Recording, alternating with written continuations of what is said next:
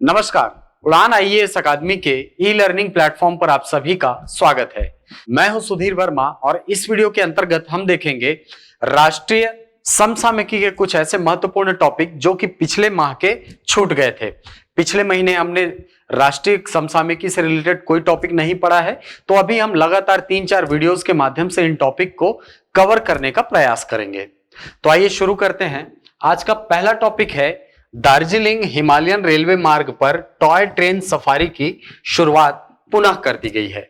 देखिए, ये जो टॉय ट्रेन सफारी है ये भारत में शामिल यूनेस्को के विश्व धरोहरों में से एक है और पिछले साल कोविड संक्रमण के कारण इसे कुछ समय के लिए स्थगित कर दिया गया था, बंद कर दिया गया था। तो इसे पुनः एक बार प्रारंभ किया जा चुका है। ठीक, तो इसमें पढ़ते हैं कि भारतीय रेलवे ने कोविड के कारण प्रभावित पर्यटन क्षेत्र को बढ़ावा देने के लिए सिलीगुड़ी जंक्शन से पश्चिम बंगाल के रोंगटोंग स्टेशन तक एक नियमित जंगल टॉय ट्रेन सफारी शुरू करने का निर्णय लिया है। ठीक, यानी कि इसका उद्देश्य जो है वो क्या है, जो पर्यटन क्षेत्र जो है वो कोरोना संक्रमण के कारण प्रभावित हुआ है, जिस पर बुरा प्रभाव पड़ा है, उसको फिर से एक बार रीस्टोर करना, ये इसका उद्देश्य है। विश्व प्रसिद्ध दार्जिलिंग हिमालयन रेलवे का संचालन करने वाले भारतीय रेलवे के पूर्वोत्तर सीमांत रेलवे ने नई सेवा की घोषणा की है। ठीक है, इसका संचालन किसके द्वारा किया जाता है? पूर्वोत्तर सीमांत रेलवे, यानी कि नॉर्थ ईस्ट फ्रंटियर रेलवे जो है ये इसका संचालन करता है। इसके बारे में और थोड़ा सा जान लेते हैं कि इस मार्ग पर संचालित टॉय ट्रेन को वर्ष 1999 में यूनेस्को की विश्व धरोहर स्थलों की सूची में शामिल किया गया था। ठीक है, यानी कि ये जो टॉय ट्रेन है इसको 1999 में यूनेस्को का जो वर्ल्ड हेरिटेज साइट होता है उसके अंतर्गत शामिल किया गया था। इसके अंतर्गत हम अभी देखेंगे कि वर्तमान में कौन कौन से साइट्स जो है यूनेस्को वर्ल्ड हेरिटेज के अंतर्गत शामिल किए जा चुके हैं, क्योंकि वर्ष 2021 में 2 स्थल जो हैं उनको शामिल किया गया है इस सूची में, तो उसको भी आगे हम लोग देखेंगे। ठीक, इसमें आगे पढ़ते हैं कि यह टॉय ट्रेन के लिए वर्ष 1889 और 1927 के बीच निर्मित हेरिटेज स्टीम इंजनों के साथ साथ आधुनिक डीजल इंजनों दोनों का उपयोग किया जाता है, जो विदेशी पर्यटकों और घरेलू यात्रियों के बीच व्यापक रूप से लोकप्रिय है।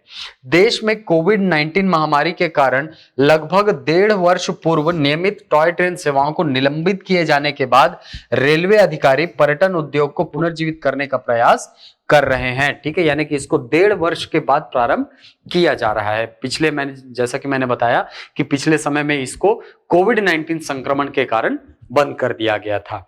ठीक, तो यहां पर जैसा कि मैंने बताया कि ये जो टॉय ट्रेन है इसको 1999 में यूनेस्को की विश्व धरोहर स्थल की सूची में शामिल किया गया था।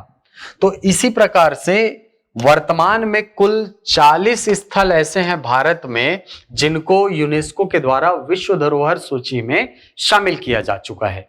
इनको 3 अलग अलग कैटेगरियों में शामिल किया गया है। जैसे पहला जो श्रेणी है वो है सांस्कृतिक श्रेणी, दूसरा है प्राकृतिक श्रेणी और तीसरी कैटेगरी है मिक्स्ड या मिश्रित कैटेगरी। तो सांस्कृतिक श्रेणी की अगर बात करें तो भारत के कुल 32 स्थल जो हैं वो यूनेस्को विश्व धरोहर में सांस्कृतिक श्रेणी के अंतर्गत शामिल किए गए हैं। वहीं 7 स्थल जो हैं वो प्राकृतिक श्रेणी के अंतर्गत शामिल हैं और मिश्रित के अंतर्गत 1 स्थल जो है इसको शामिल किया गया है। ठीक, तो यहां पर आप देख पा रहे हैं, शायद ठीक से दिख नहीं पा रहा होगा। ठीक है, तो इसमें इंपॉर्टेंट क्या है कि वर्ष 2021 में किन जो 2 स्थल हैं उनको शामिल किया गया है यूनेस्को विश्व धरोहर की सूची में। तो देखिए यहां पर कल्चरल, ठीक है, कल्चरल यानी कि सांस्कृतिक सूची है। यहां पर आगरा फोर्ट है, ठीक है, आगरा का जो किला है, अजंता की गुफाएं हैं, नालंदा महाविहार है, Buddhist monument of Sanchi, Sanchi का जो बुद्धिस्ट स्मारक है वो सब इसके अंतर्गत शामिल है। इसके अंतर्गत चंपानेर पावागढ़ आर्कियोलॉजिकल पार्क इसके अंतर्गत शामिल किया गया है। इसके अलावा छत्रपति शिवाजी टर्मिनस, ठीक है, पहले इसको विक्टोरिया टर्मिनस के नाम से जाना जाता था, ठीक है। इसके बाद churches and convents of Goa, इसके अलावा धौलावीरा, देखिए ये बहुत इंपॉर्टेंट है, धौलावीरा है ना, धौलावीरा को वर्ष 2021 में यूनेस्को के विश्व धरोहर में शामिल किया गया है।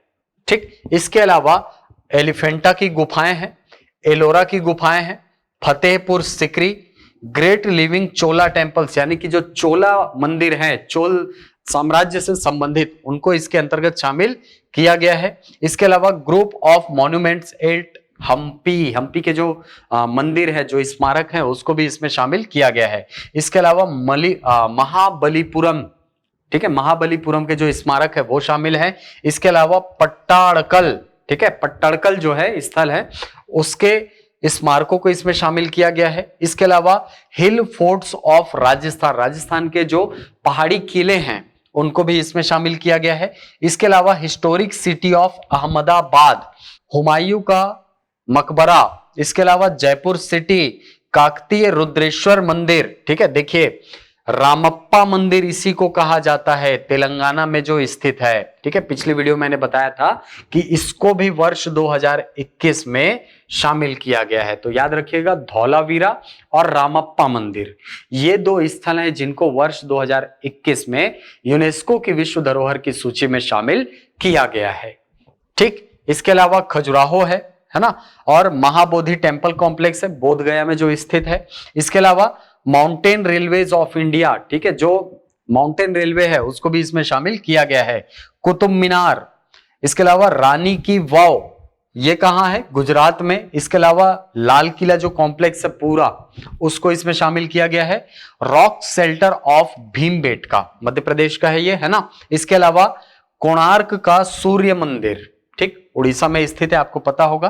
ताजमहल, इसके अलावा the architectural work of Lee कार्बूजियर, an outstanding contribution to the modern movement, तो ली कार्बूजियर जो है इसको भी इसमें शामिल किया गया है। इसके अलावा जंतर मंतर है, और Victorian Gothic and art deco ensembles of Mumbai, Mumbai में जो विक्टोरियन गॉथिक के जो चर्च हैं और जो कलाकृतियां हैं उसको इसके अंतर्गत शामिल किया गया है। तो याद रखिएगा, सांस्कृतिक में कुल कितने स्थल शामिल हैं, 32। इन 32 के नाम मैंने आपको पढ़ के बताए हैं।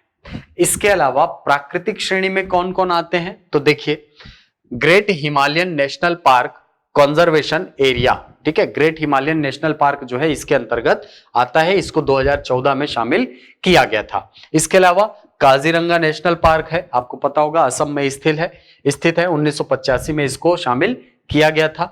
केवलादेव नेशनल पार्क, ठीक, 1985 में इसको भी शामिल किया गया है। केवलादेव घाना, आपने नाम सुना होगा, है ना, पक्षी विहार है यहां पर। इसके अलावा मानस वाइल्ड लाइफ सेंचुरी, इसको भी 1985 में शामिल किया गया है, असम में स्थित है।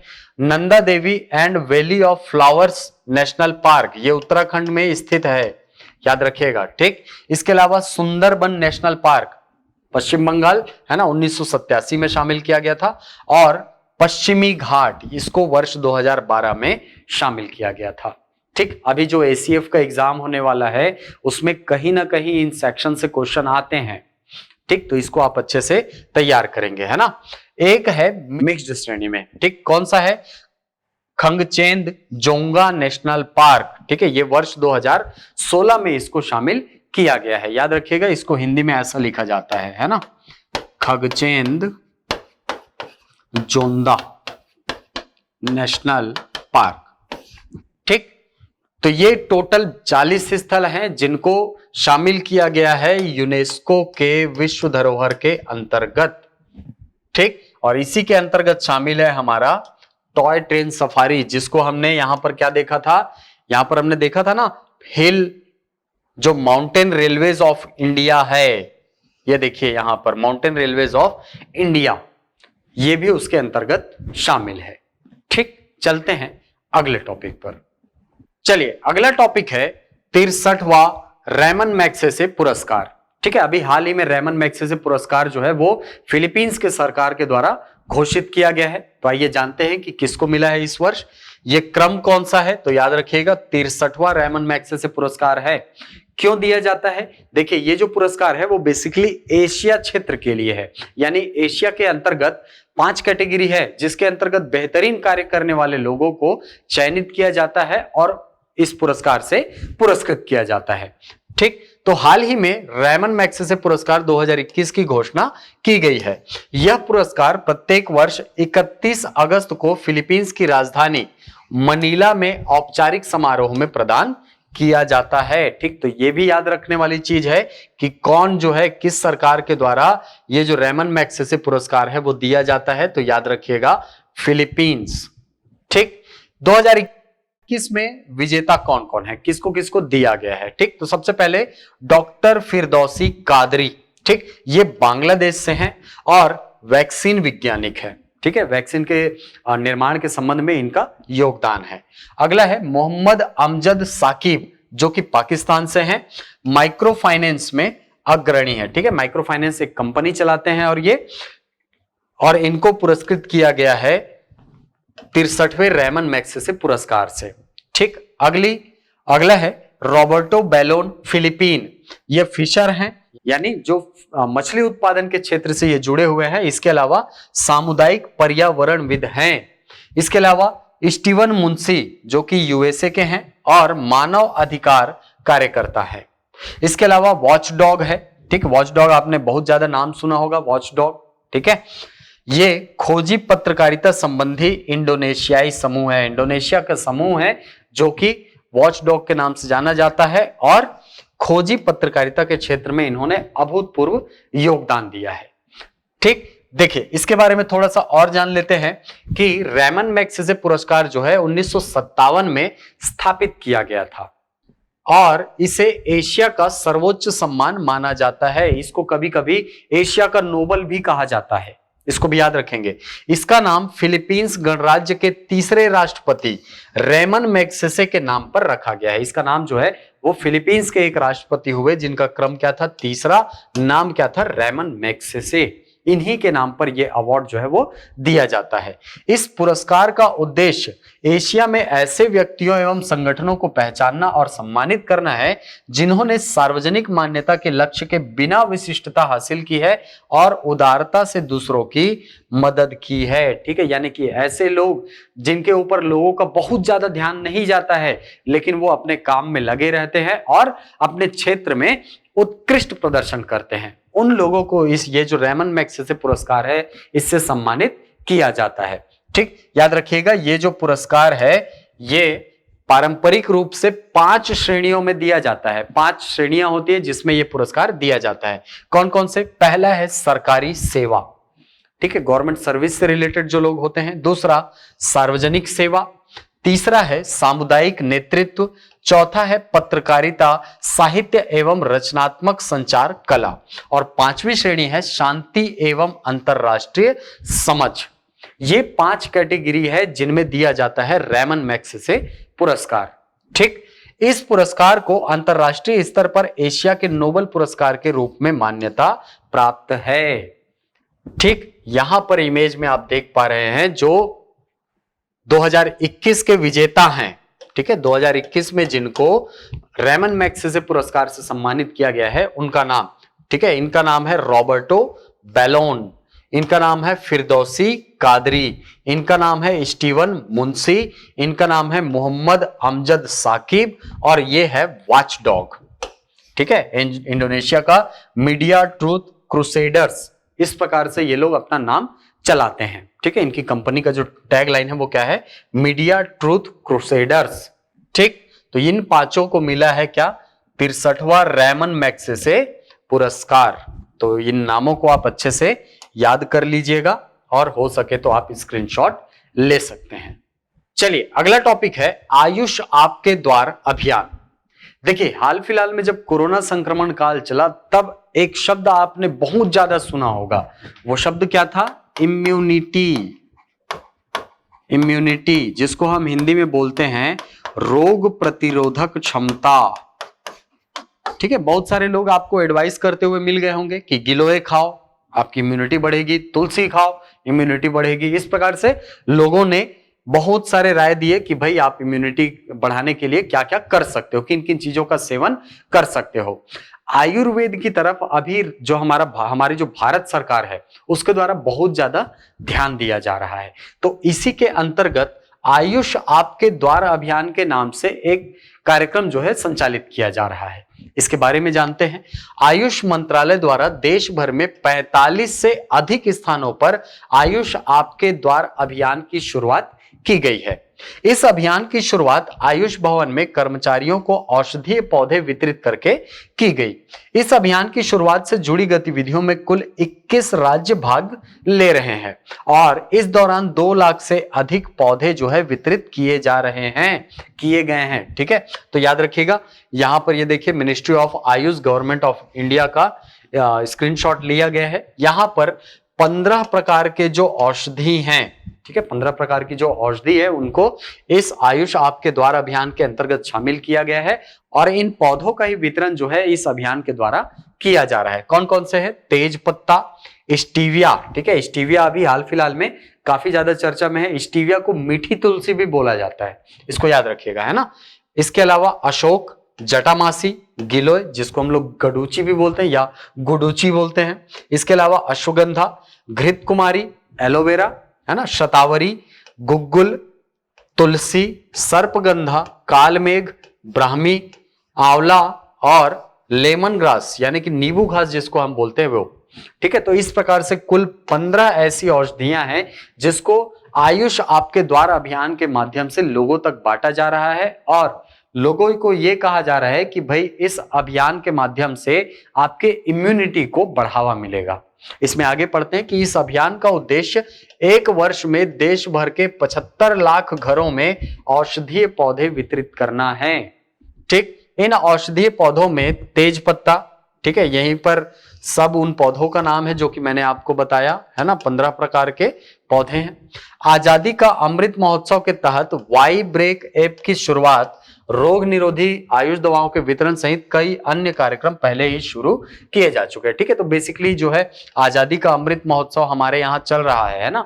75वां जो स्वतंत्रता दिवस है वो मनाने के लिए जब हम आगे बढ़ेंगे तो उस समय तक 75 लाख घरों में जो औषधीय पौधे हैं उसका वितरण करने का लक्ष्य जो है इसके द्वारा रखा गया है। ठीक है, ताकि अगर कभी आगे संक्रमण वाली बीमारी कोई आती है, संक्रमित बीमारी आती है, तो उस समय लोगों को बचाया जा सके। किस प्रकार से? उनकी इम्यूनिटी को बूस्ट अप करके। ठीक, चलते हैं अगले टॉपिक पर।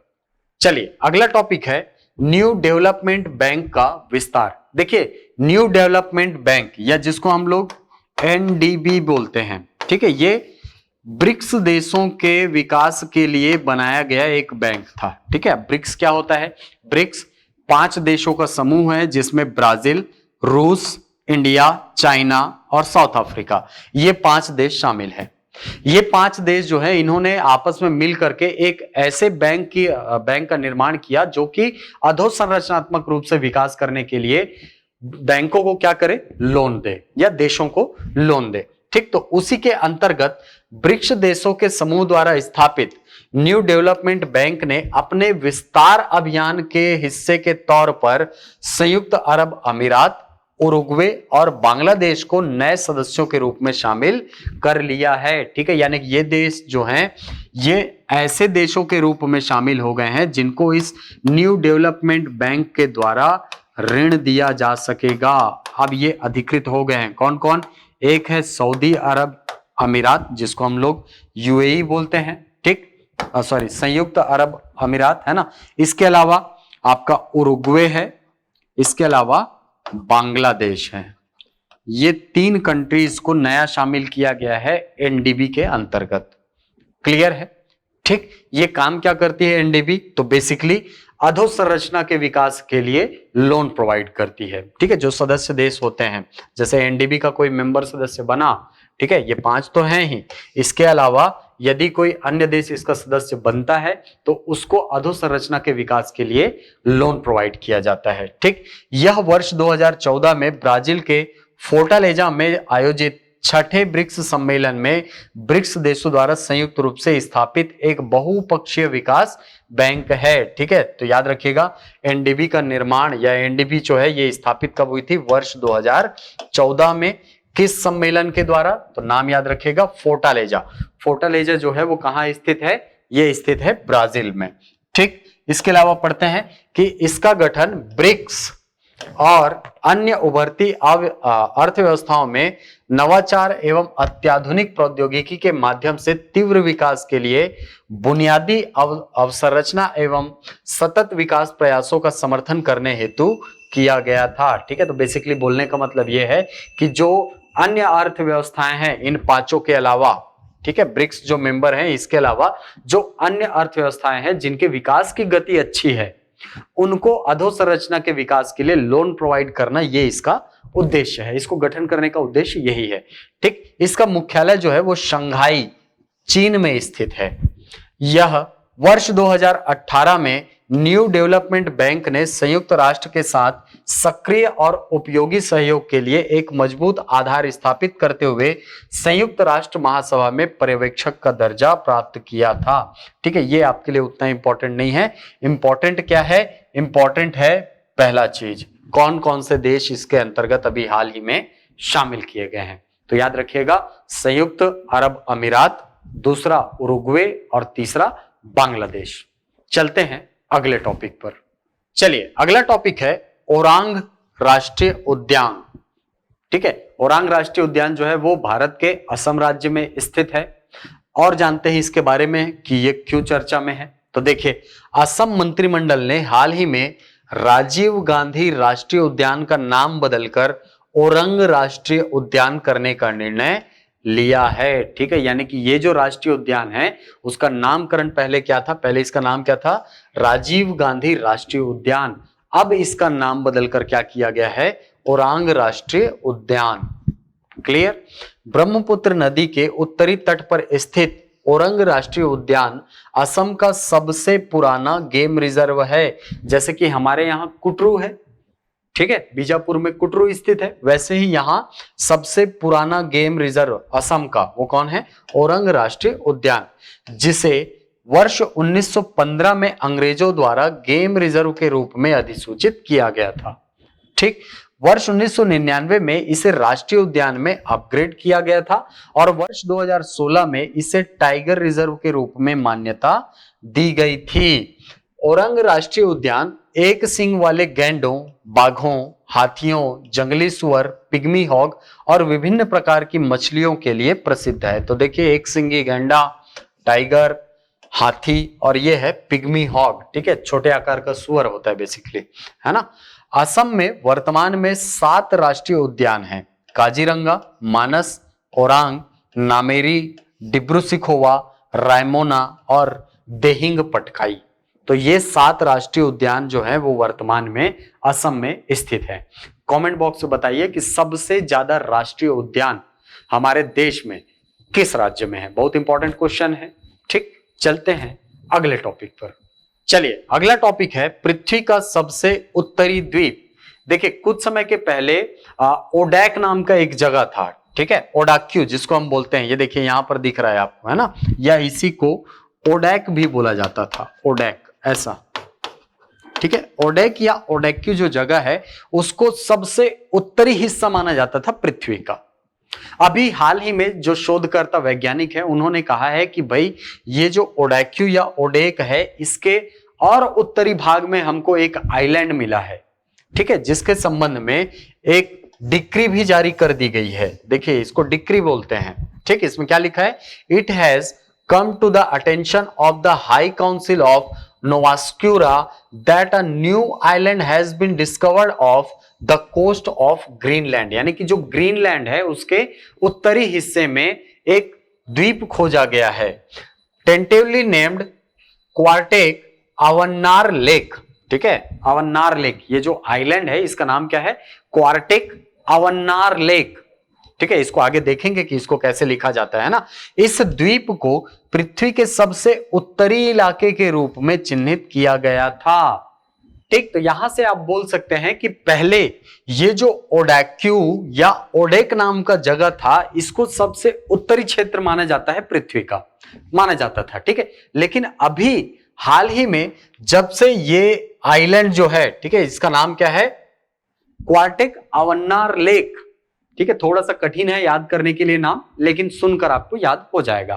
ठीक है, कम से कम आप ऑप्शन देख करके इसको लगा पाएंगे, है ना। तो ये जो क्षेत्र है, इसका जब से शोधकर्ताओं ने पता लगाया है, तब से ये माना जा रहा है कि यही क्या है, सबसे उत्तरी क्षेत्र है किसका, धरती का।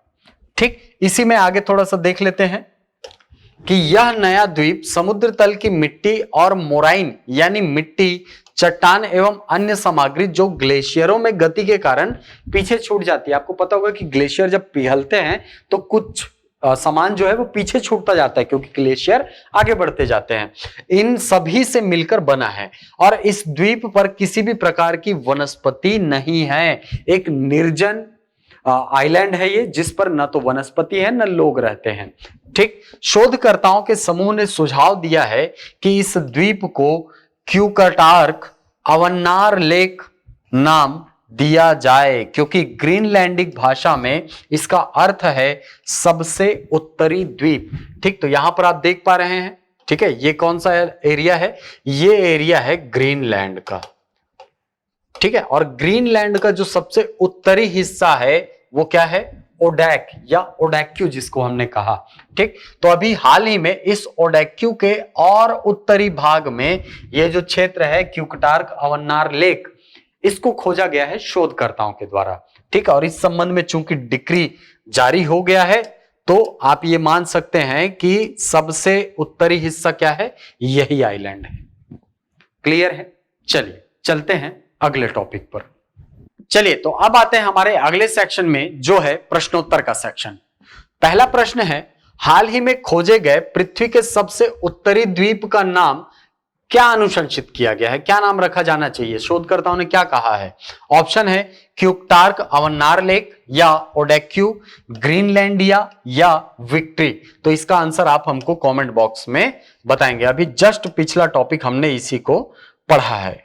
ठीक, अगला टॉपिक है, असम में स्थित राजीव गांधी राष्ट्रीय उद्यान का नया नाम क्या होगा। मैंने आपको बताया कि इसका नामकरण किया गया है, नाम बदला गया है। पहले असम में स्थित ये जो राजीव गांधी राष्ट्रीय उद्यान है, इसको नाम बदलकर क्या कर दिया गया है, ये आपका प्रश्न है। तो आप हमको कमेंट बॉक्स में इसका आंसर देंगे।